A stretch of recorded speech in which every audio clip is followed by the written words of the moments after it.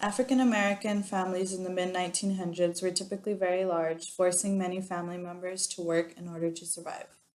Females were usually only able to find domestic work, which mostly involved them being housemaids or caretakers for white families.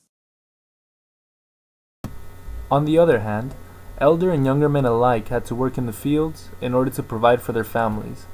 They worked long hours, usually ranging from morning till night, while only making enough to provide their families with the bare necessities to survive, only adding to the already stressful lives they lived. African Americans at this time also struggled with segregation in public facilities such as waiting rooms, restaurants, bus stops, public transportation, as in buses, and also in schools.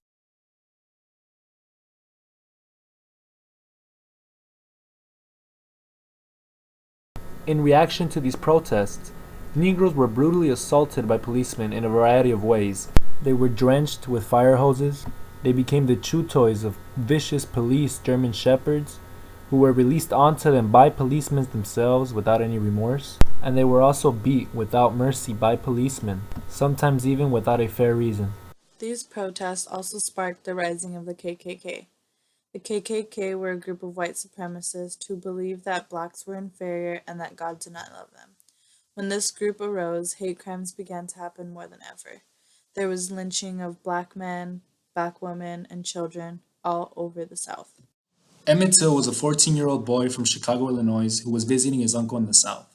He was murdered by two white men for whistling at a white woman in a general store.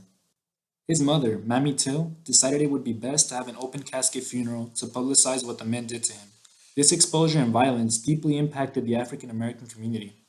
This uproar caused a trial against the two white men, but were later declared not guilty for the murder of Emmett Till.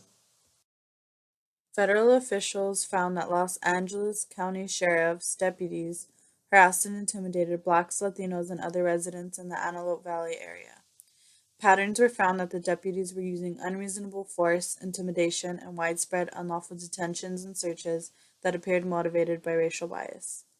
The Justice Department found that blacks were more likely than whites to be stopped and searched by the deputies. Deputies commonly and improperly detained people in the backseat of their patrol cars. The investigators said that the department had good policies against this conduct, but found that they were not often followed. In December of 2011, Liverpool soccer player Luis Suarez was found guilty of using racial slur against Patrice Evra of Manchester United and was suspended for 8 games that season and also fined £40,000. Although there are still signs of racial discrimination today, society has become much less tolerable of it, and in proof of this we have Mr. Wilson. In the LA Times, it was recorded that ex Klan supporter Elwyn Wilson apologized for his years of violent racism. After his death in April, his wife, Judy Wilson, was recorded as saying, "He said he had it on his heart for a long time. He said he wished he could find the ones he mistreated and apologize to them all."